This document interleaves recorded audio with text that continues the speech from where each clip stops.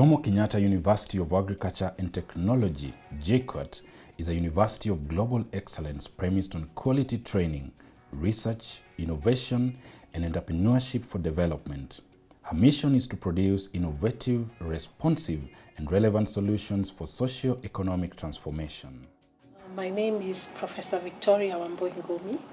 I am the Vice Chancellor of Jomo Kenyatta University of Agriculture and Technology. It gives me great pleasure to invite all of you to the 7th AGRITEC virtual exhibition conference, which will be held here in Jomo Kenyatta University. As you know, Jomo Kenyatta University of Agriculture and Technology is in the forefront of doing scientific research and innovation. And as a result of this very important task that we do, we also involve ourselves in extension, where we take our discoveries, our innovations, and our ideas out to the people. As a result of this, if I may give a few examples, we have reached out to Makueni County, where we have had a very interesting project to do with mango value chain. And this has benefited the people there, including the women group, the youth, and the disabled.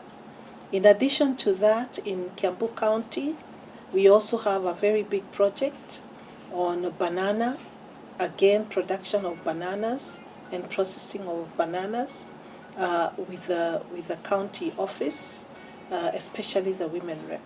And this is quite a success. In addition to that, we have many other projects that we are doing which benefit the local people, like in Mombasa with the coconut. We hold the coconut research chair, and we are doing quite a lot of work looking at the value chain of the coconut in Mombasa, just to name a few, amongst many others. We do have a lot of other projects that we are doing, maybe also at another level in the area of IT, ICT, with Baringo, with Bomet, and Kakamega, Vihiga, and many other parts of Kenya, where JKUAT is extending their innovations and their research and their ideas. But I wish to welcome you all to the exhibition, where you will be able to see some of the things that we will showcase. Karibuni sana, and I hope you will enjoy yourselves. Thank you. Since its inception, JKUAT has been at the forefront in fostering a culture of research and innovation among faculty and students. The university is, for example, home to the Manufacturing Research Chair on Coconut Value Addition, the Cassava Virology Lab, the EU-funded Food Fortification Lab, and the Innovation Prototyping Center, among others. In keeping with the theme of the 7th AGRITEC Africa Virtual Exhibition, JKUAT, through the Directorate of Extension Services, researchers and exhibitors, are showcasing a number of cutting-edge novelties geared towards agricultural productivity, food security, and nutrition. Hello everybody, my name is Professor Mary Abukutsa Onyango. I am a professor of horticulture and Deputy Vice Chancellor in charge of research, production and extension at the Jomo Kenyatta University of Agriculture and Technology in Kenya. As a university, we pride ourselves in various things, key to which is we are a leading university in teaching, research, innovation, and entrepreneurship. And we believe that what we will show in this virtual platform will go a long way to contribute to the development of Kenya and Africa and even the world. As a university, we understand that Kenya has a Vision 2030, and out of that, they have carved out 4 major agendas, one of which is agriculture and food security. And this exhibition is actually focusing to contribute to agriculture and food security for Kenya and for the world. And we are sharing actually a number of innovations that have come out of the university so that they can be used to make the world a better place to live in.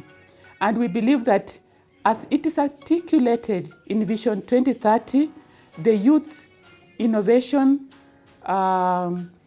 science and technology will play a key role to ensure that we have enough food and nobody goes hungry in Kenya and in the world. I therefore would like to urge all the stakeholders, including the government and private sector, to be able to create an enabling environment for all of us, especially the youth, to focus in developing technologies in agriculture and food security, because many of our youth think that agriculture is for the old and the poor.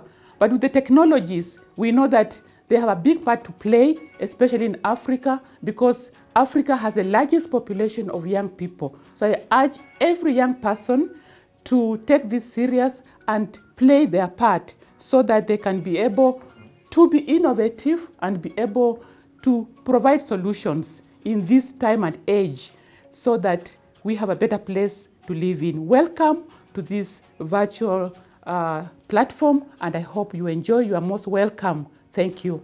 My name is Patrick Kavagi Amaheno, based as technologist at the Department of Horticulture and a research assistant based to the African indigenous vegetables. This is a project that was started long away in 1991 by Professor Mary Abukusa. We had a range of issues that had been raised by farmers, and this was after we disseminated questionnaires to farmers in the western part of this country.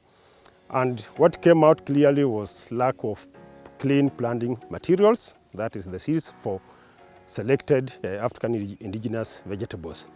And now we had to collect the seeds of all the African indigenous vegetables that were considered to be priority ones, and then came to do bulking from the university. And then now the same seeds were now sent back to the farmers for them now to start their enterprises. This has come up clearly because now the most farmers, through the community-based organizations and aggregation of farmers, have adapted now the commercial aspect of African indigenous vegetables, more so after embracing the innovation of how to dry the vegetables during that time where the production is high. My name is Alfred Masaba Wanzala. I'm a research assistant in Africa Indigenous Vegetable. The project is all about ensuring that it provides quality seeds to farmers and also trains farmers at a different level to ensure that they produce quality indigenous vegetables. We do the training starting at the primary school level up to all the farmers or the farmers at the field. At the primary level, we engage pupils in 4K clubs to ensure that they know quality farming. At the lower level, we provide them with the quality seeds and also planting leaflets to guide them through the farming. At the farm level, we train farmers also on the spacing and management of indigenous vegetables at the farm, and we also provide the seeds to them. At the university level, when we are doing research, we engage university students both at undergraduate and postgraduate level in different research, and also provide them with planting materials, and we guide them throughout up to the harvesting and post-harvesting management. The project has managed to train over 10,000 farmers countrywide in different counties, and we keep contact with them to ensure that all their needs is well catered for when it comes to production and management of indigenous vegetables. I'm Dr. Cecilia Mweo, a senior research fellow working at the Institute for Biotechnology Research, whereby in the institute we are doing research on animals, plants and microorganisms, and our main aim is to tap the genetic resource in these different organisms to improve their production so that we can help the farmers to have better yields and even plants which can withstand different harsh conditions like drought and so on. We do have the tissue culture technology, and the tissue culture technology, its main aim is to multiply in mass. Like we have the commercial banana production, whereby we are producing plantlets to farmers. These plantlets have a high figure. They can grow very fast. Within a year, they are ready for harvesting. And also, they are free from diseases, that is from bacterial and fungal. So we give them quality plantlets and in quantity. We also have the coconut, tissue culture coconut project. It's also aimed at producing in mass. We also have the passion fruits. We also have aloe vera. With the coconut, our coconut in cost is diminishing with time. We have some diseases which are clearing the coconut plantations in the coast. So we are also trying to produce coconut plantlets in mass for farmers in the coast region so that they can be able to have enough planting material and be able to continue with their production. When we come to other plants, we have another project on doom palm. Doom palm is a semi-arid plant. It belongs to the coconut family. What we are doing with this plant, we are trying not only to do the mass production, we are trying to screen for genes which can withstand drought and salinity. When we identify these genes, we will be in a position to introduce these genes in other crops like maize and the cereal crops, which are the main food crops for Kenya and also Africa. And then we'll be able to plant these crops in very saline conditions, and also they might need very little water for them to produce. So we are also looking for drought-tolerant varieties. We also have the organic farming. Farmers come here, we train them on how to make organic manure, organic biopesticide from the farm. Also, we have the mushroom program. The mushroom program is mainly set to produce spawns, seeds for mushroom. So when farmers come here, we take them through the process of mushroom farming until to the market stage. So how they can plant, how to set the house, because there are some conditions for the house where the mushroom should be grown. We train them on how to do that, and then how to grow from the starter, all that. And also we tell them the different challenges, like if you see this might be a big bacterial infection which is affecting your mushroom, you need to apply ABCD. And also we train them not only to prevent, but to control. But prevention is better than cure, so we insist on prevention. Yeah, my name is Dr. Paul Kinoti. I'm a lecturer at the Department of Horticulture and Food Security at Jomo Kenyatta University of Agriculture and Technology. I'm currently handling a project entitled Biosnail Project, which aims at trying to breed snails for economic purposes. Mainly, we are focusing on breeding from the start, where you collect the snail, you rear them until they are ready for reproduction, and then from there, the cycle continues. Thereafter, we also venture into value addition, where we generate major products like snail cream, snail lotion, fertilizer, and animal feeds like poultry feed and pig feeds, and among others. Basically, this project was established to try and sensitize or educate farmers that snails are not just animals that are dust destructive, but they can be put into economic use. From this? Yes, Your Excellency. There is a report about 180 million euros on cosmetic industry in Italy. From this? From the slime alone. I'm telling you, there is a lot of money. What are you talking about? Wonders.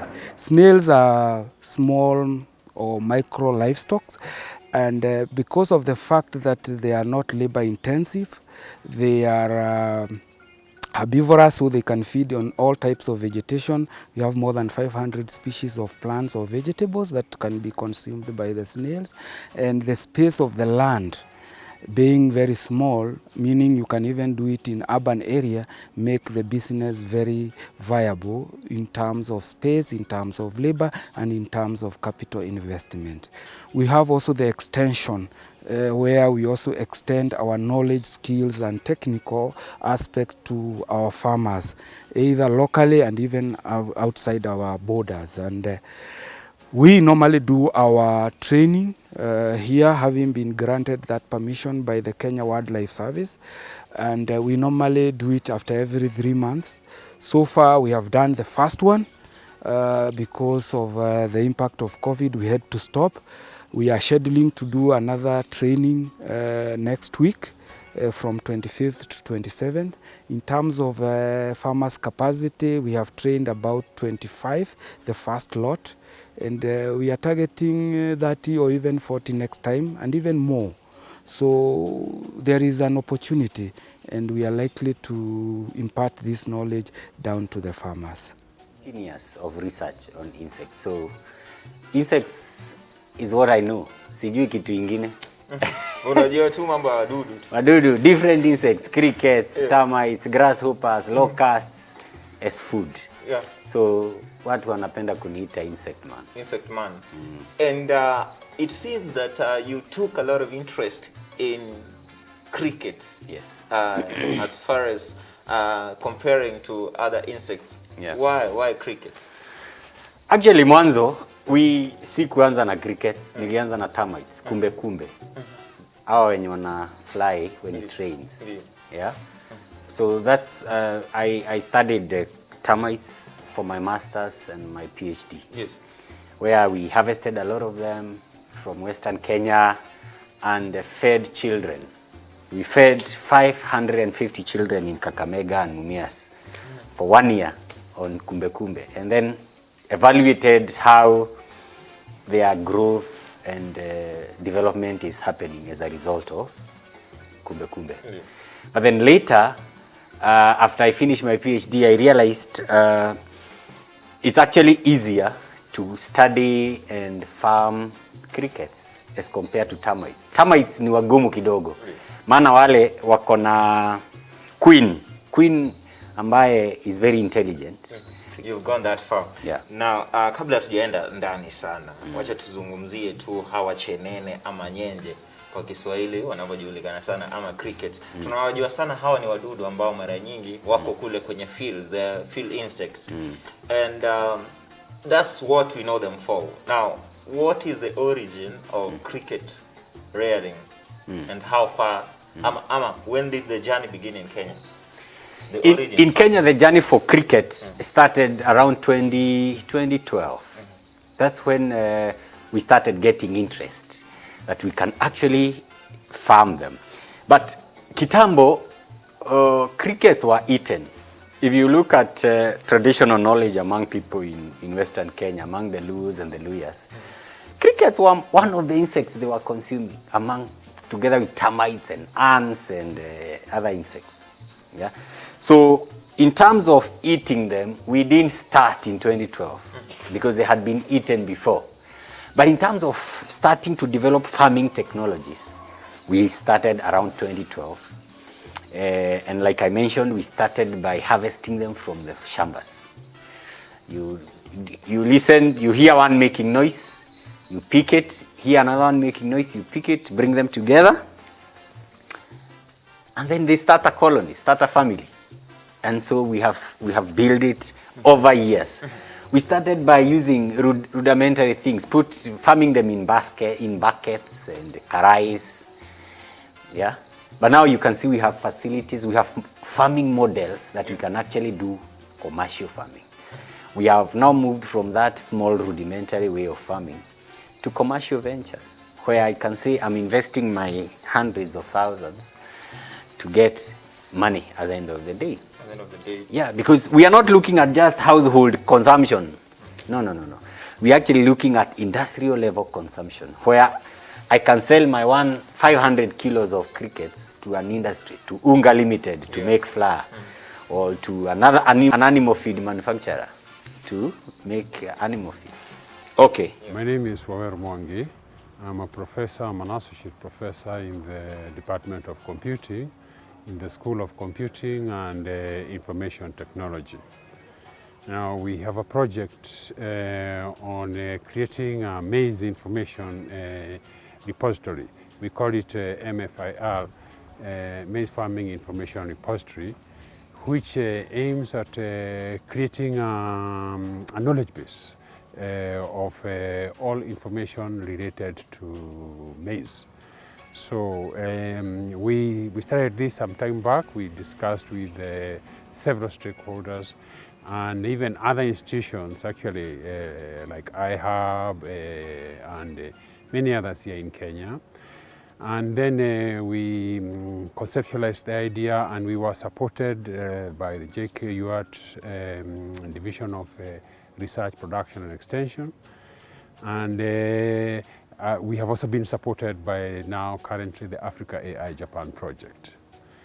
So basically what the project does is that it looks at categories of information related to the entire cycle of farming, from rad preparation, seeds, the selection, and then planting, going all the way up to weeding and harvesting. And then it creates a database and looks at what farmers are likely to worry about, and then puts that information, for example, variety, for example. If you are in a certain zone, if you are in Eldoret, what kind of maybe maize should you plant at the lower side or the upper side? So we put all that kind of information in a database, and then we create several modules. One of the modules is an SMS-based module. So through a company called Africa Stocking, which gives that service, we have been able to get a short code 20880, through which somebody or farmers can query our database, and then they get answers on, for example, varieties, things to do with pests, things to do with those planting, and many other. My name is Dr. Wira Michael. I'm the General Manager for the Food Technology Center, FOTEC, and the FOTEC was established by the university in the year 2007 with the mandate to provide training for small and medium enterprises, and also to provide uptake of technologies that arise from the student practicals, student thesis, and student projects. The Food Technology Center has been working very hard to generate products for the university community and for the larger market. Some of the products include yogurt, which we have generated here in our workshop with different flavors, tomato ketchup products, juices, cordial concentrates, which can be found in our university community and also which you can find in the market out there. Our biggest driver now is training programs and training activities, and in this we are putting a lot of emphasis on safety, food safety, which has become a big problem in Kenya, and we are doing a lot of food safety training, generating the gap between what the SMEs are producing versus what Kenya Bureau of Standards requires. And in that regard, the FOTEC Center is able to incubate these businesses so that they can narrow that gap and they can have their products accepted at the Kenya Bureau of Standards. At also FOTEC, we do training of SMEs to improve on value addition so that they can reduce post-harvest losses of their products. This is mainly targeted for SMEs in counties and also SMEs that operate around the university community. Right now, we are taking advantage of the different MOUs that the university has signed with county governments from Kiambu to Vihiga, and these MOUs enable us to work with the SMEs in those counties. We we don't have a predefined solution to these SMEs. We go we listen to what the problems they have. We have the technical expertise. FOTEC is very unique because we are able to tap into the expertise of the universities, the researchers, the students, the professors, the technologists, the technicians, and offer solutions to the SMEs at the county level and also around the university community. We also have an open door policy where any SME can come in with their problem, present it to the FOTEC Center, and we sit down, we brainstorm, and we generate a solution for the SMEs. We are also an income generating unit for the university where we sell these products, and by selling these products, we generate some income that is able to be absorbed by the university as extra revenue. Above all, we are also able to incubate technologies. Our university students are always doing projects, they are doing theses, and some of the projects, they generate technologies, they generate new products. When we notice a new product that a student has generated in their project or thesis, we take it up as FOTEC and try to commercialize that new product or that new technology. This way, we are able to move the product or the technology from the university out there into the community and into the SMEs for better uptake. Most of these technologies, we exhibit them during exhibitions and shows where people can come and have a look. And when they get interested in a student's technology, then that gives us a leeway to be able to follow up on the SMEs and provide them with the necessary technology for their processes. Last but not least, we also develop processes and equipment and machines, which we also share with the different SMEs.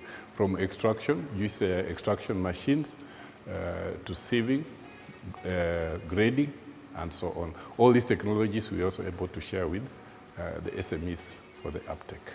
Thank you. Hello everybody, I'm Dr. Okoth Evelyn. I'm a lecturer and a researcher in Food Science Department. And today we are showing you value addition of fruits in our department. We have two sections. We have a production unit and we have the research. I'll start with two of our research we are currently doing. We are adding value to a wild fruit called cactus, and out of it we have several products.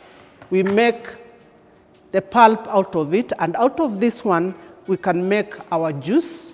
We can also make some wine out of it. We can also make some jam out of it.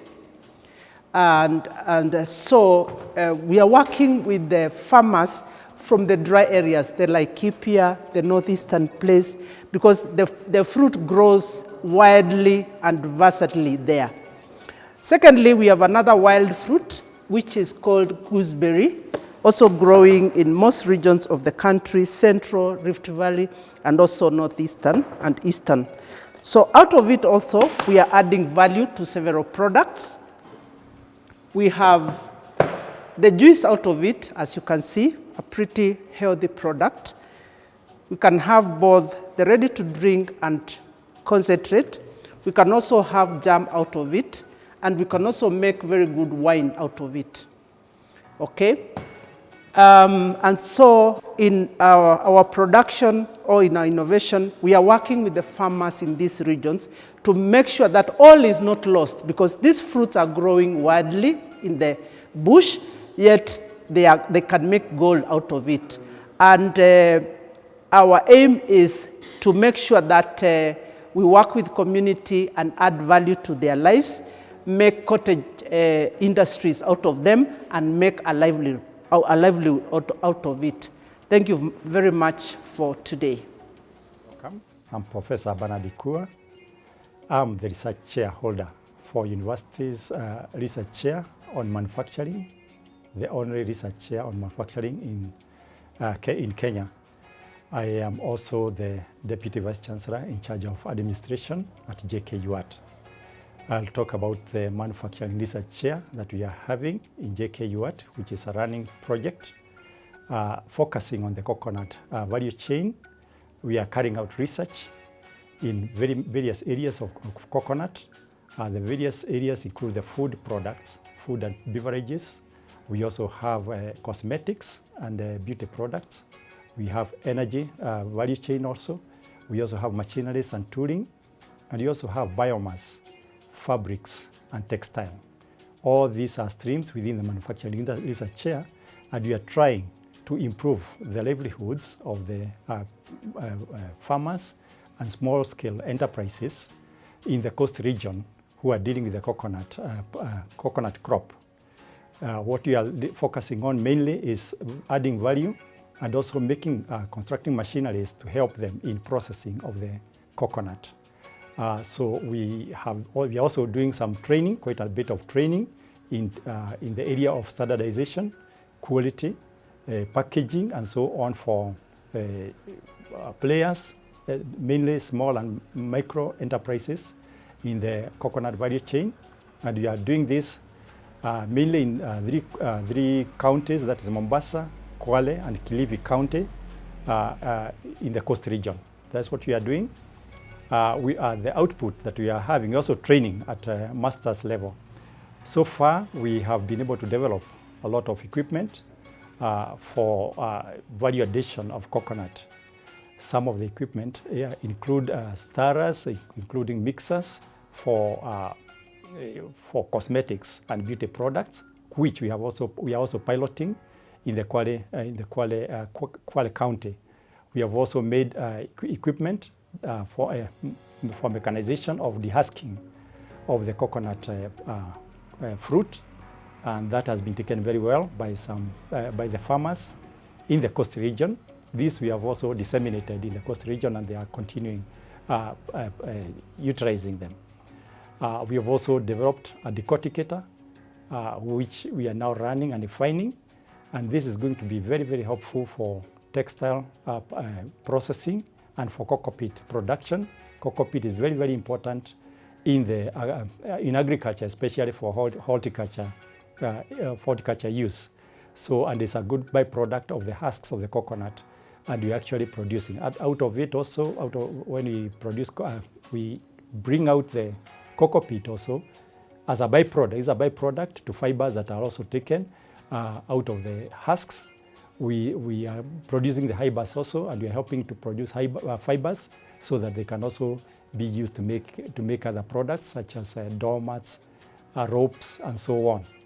And the other thing is, the other product is the briquetting for energy, briquetting equipment. We realize that coconut shells also, they are a very important source of energy for use by small scale in households for energy. So this we are making briquettes, and we have also disseminated briquetting machines for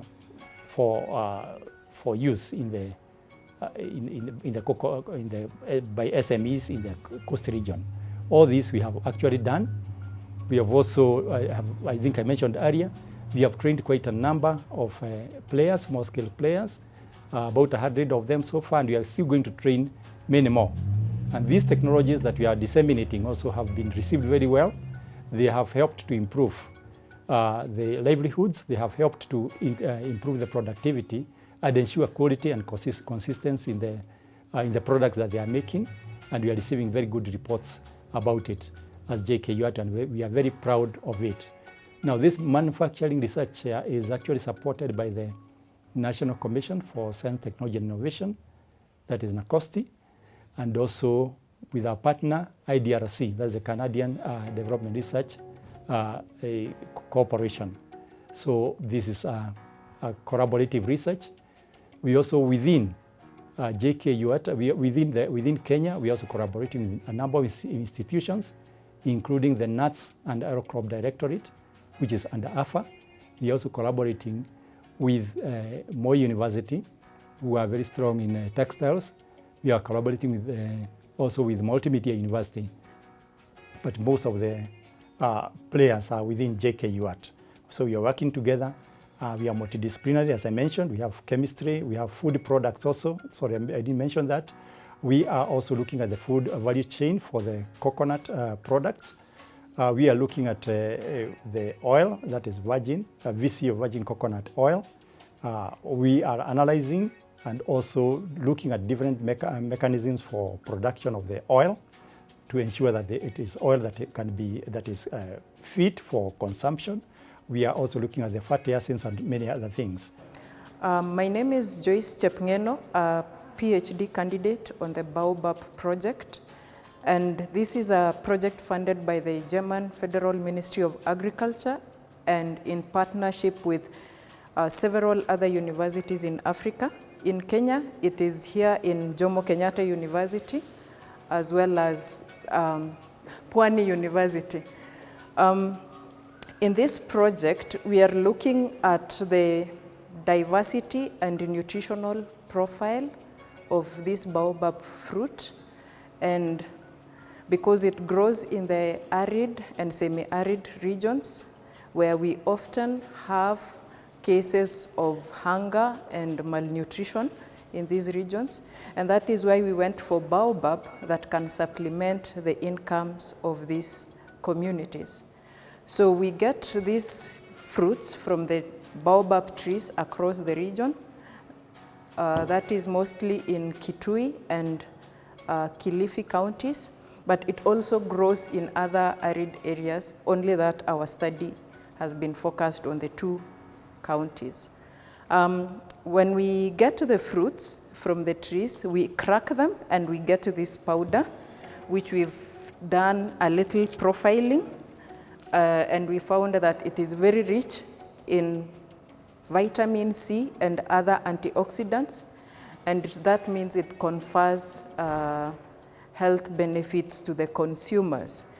Also in this project, we looked at improving the trees or propagating baobab so that we have trees that can get fruits or yield fruits within a short period of time, and that has been worked on by the horticulture team.